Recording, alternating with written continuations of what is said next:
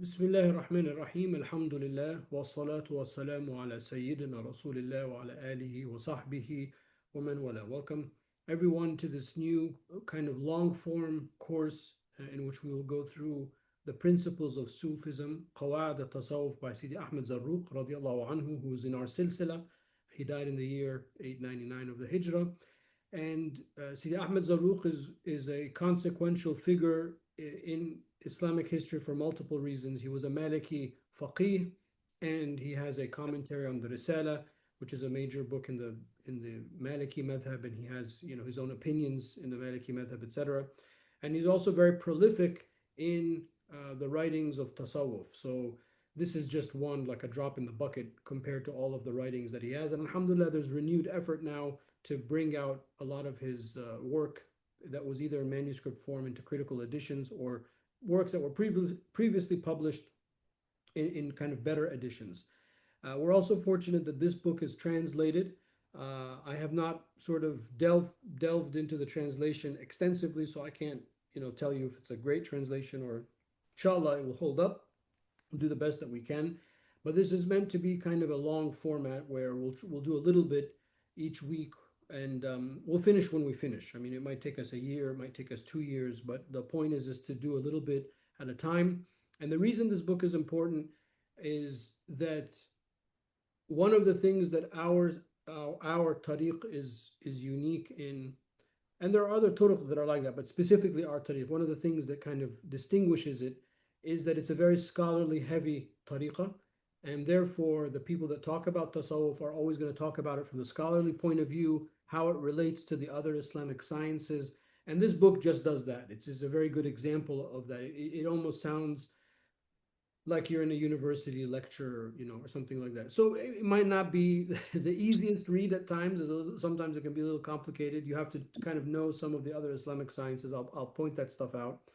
But it's important because it gives you a flavor of how we approach the subject of tasawwuf, how we try to argue about things in tasawwuf, how we try to peg all of the arguments of tasawwuf in an academic and a scholarly way, and also very importantly how tasawwuf relates to the other Islamic sciences.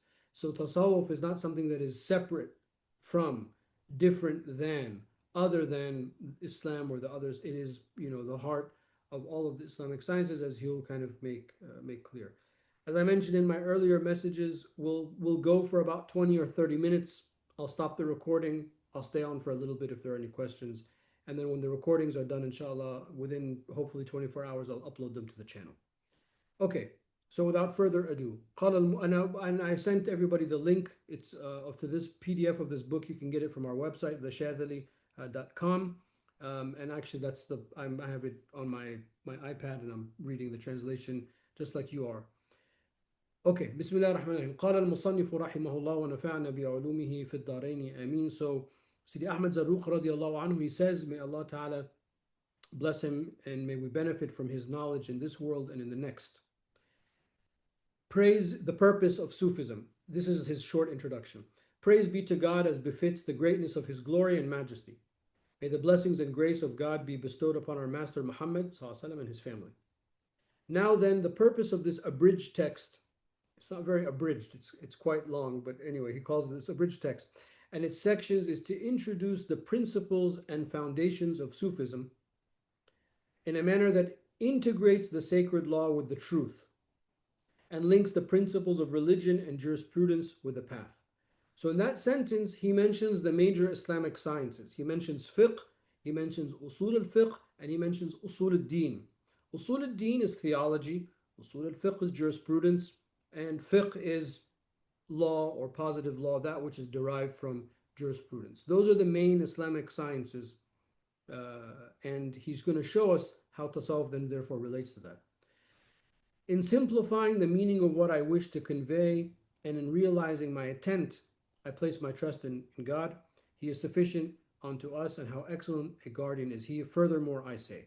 Okay, section 1. So this is the first principle that he has.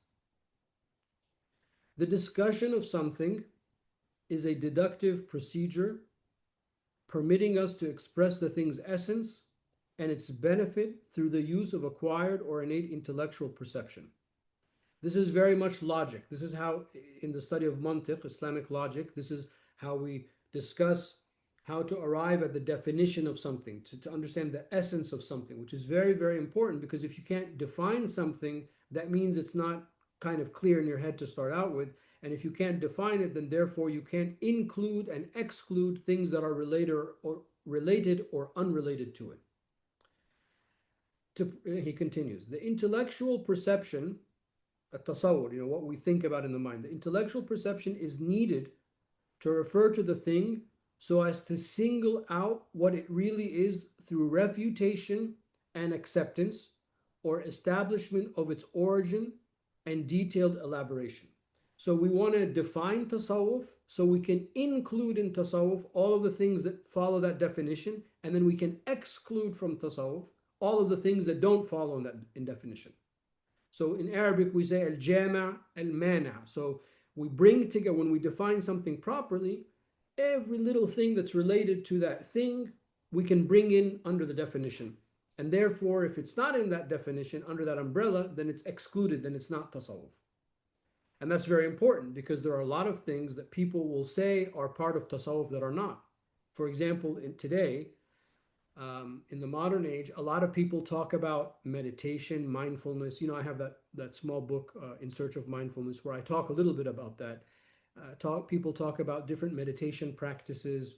People talk about chakras and powers, and all of that is not tasawwuf, because it's not under the definition of what he's about to tell us. And that's very important. So I know it sounds super academic, and it is, but it has a very important place.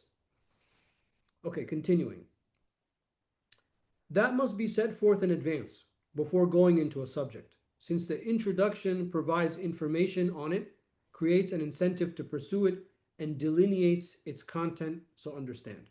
Okay, so I hope it's very clear from this very first principle, we are in the hands of a scholar, and he's going to follow everything in a very, very systematic way. And he's not going to leave anything that's not going to be discussed, which is why it's a little bit long form. Principle 2. The essence of a thing is its reality. Its reality is to what its total nature refers.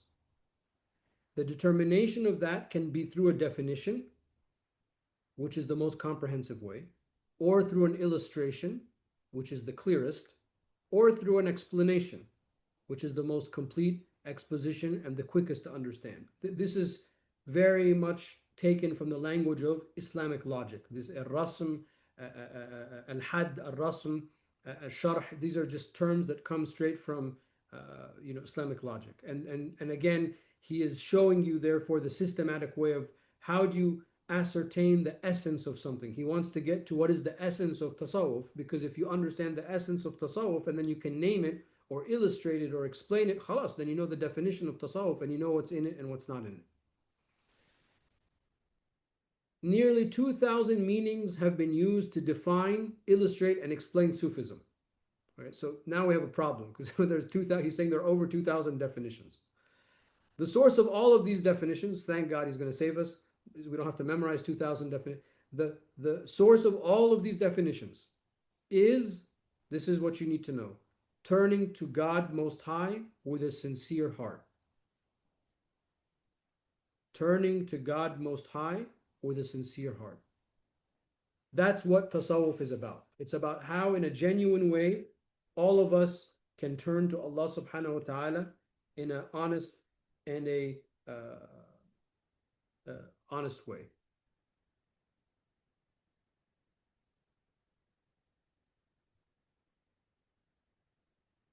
صدق التوجه إلى الله.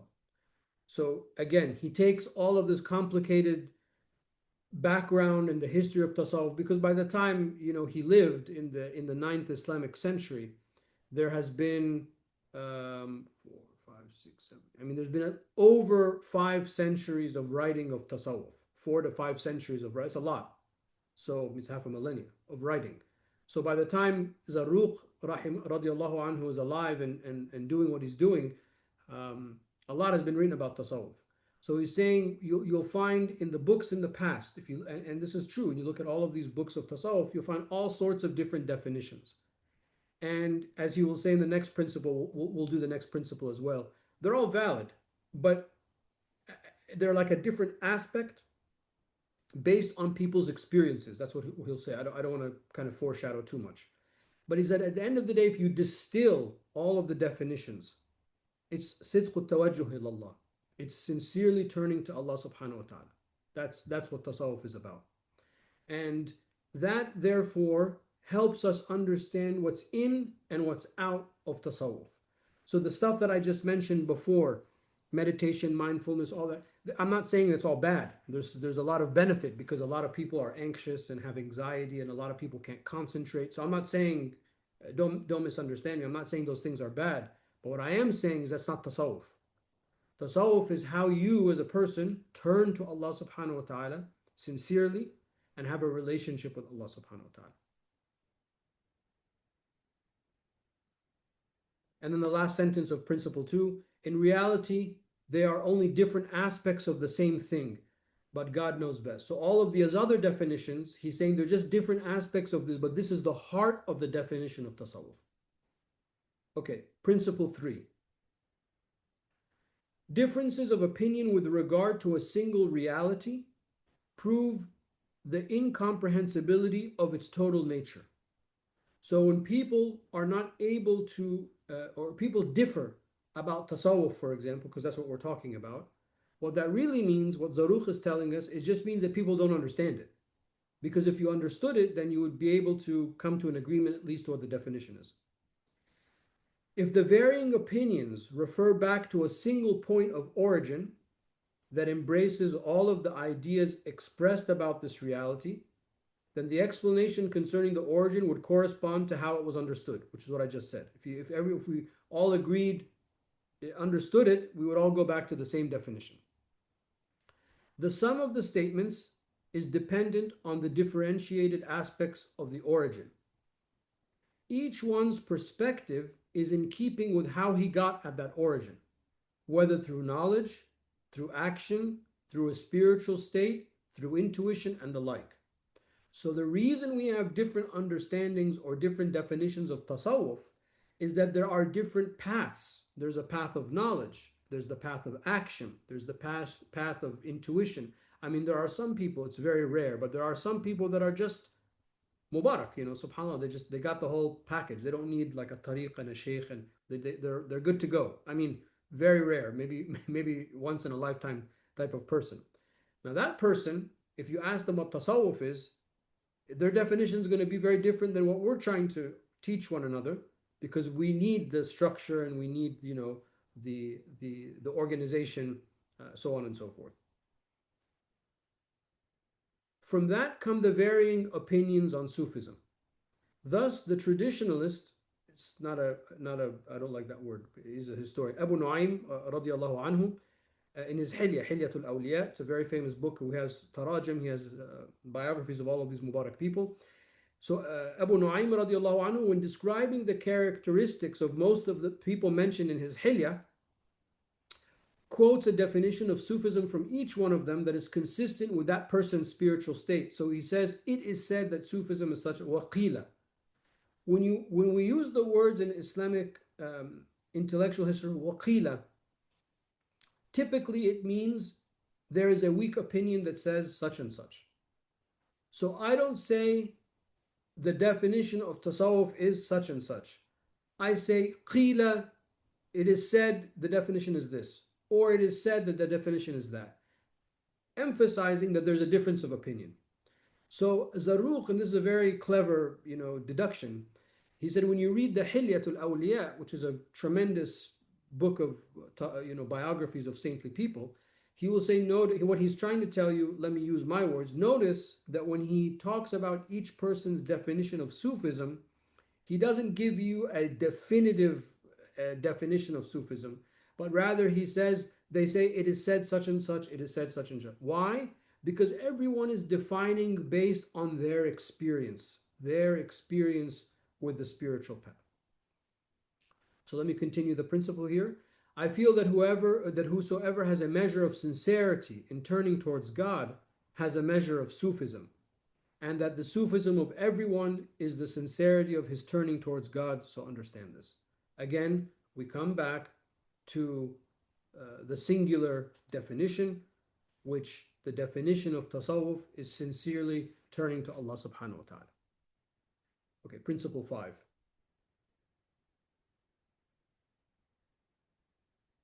Sorry, principle 4. Sorry, I swiped one more.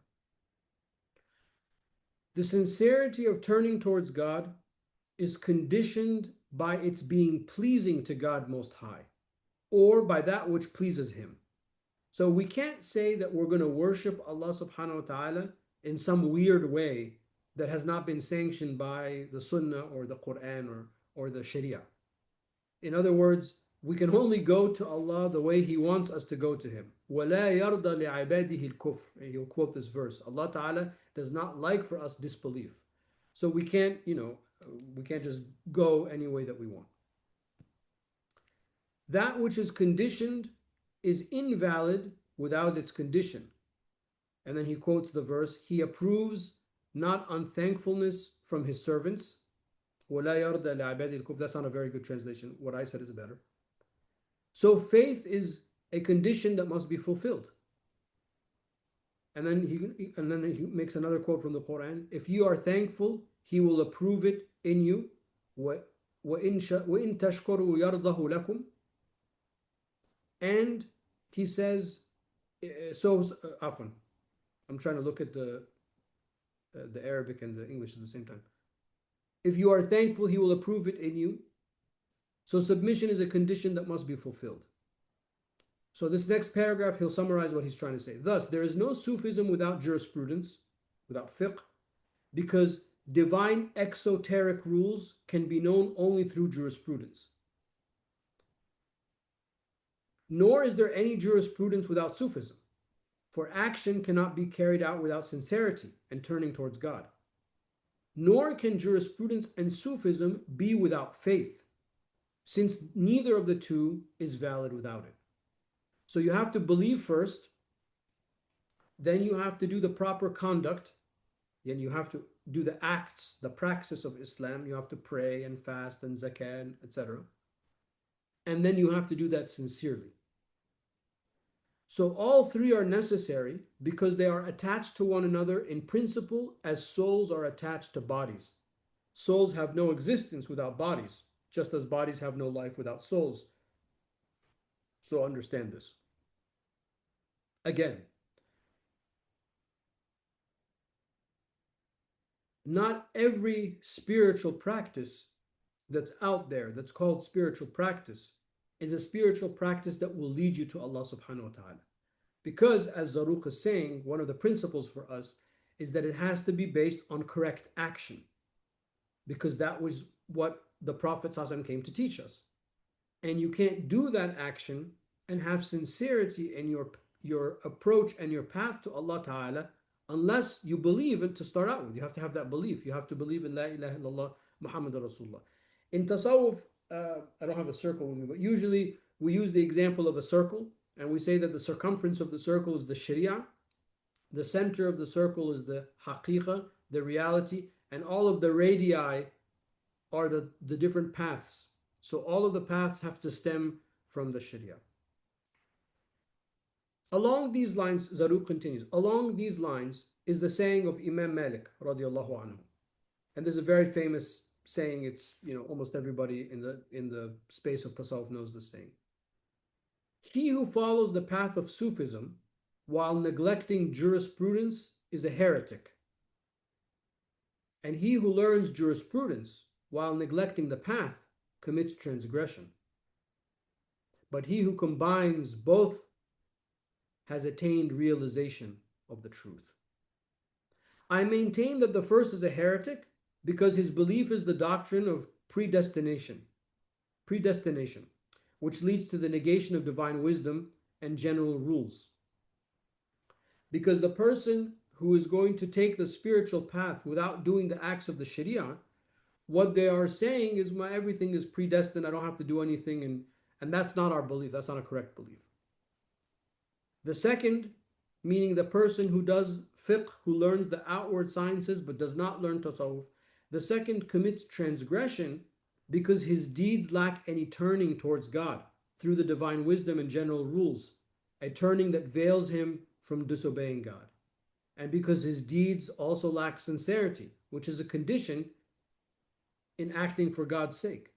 So you can't learn the a'mal, the acts of Islam, the prayer and the fasting. You can't learn those without learning how to have ikhlas, to be sincere.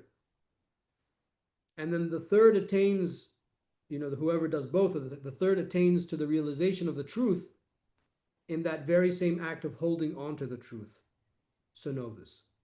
So therefore, for us, tasawwuf is this it's the same one coin, tasawwuf and our acts. They're just different sides to the same coin. You have to have both. You have to have proper conduct. You have to be mindful of your prayers. You have to be mindful of your fasting. You have to be mindful of your zakah. You have to strive to perform your hajj. You have to stay away from haram things. You can't have no spiritual illumination unless you are outwardly also complying with the Sharia. This is enough for today's lesson, just a little bit of a taste, and we'll continue inshallah. هذا والله تعالى أعلى وأعلم وصلى الله على سيدنا مولانا محمد وعلى آله وصحبه وسلم.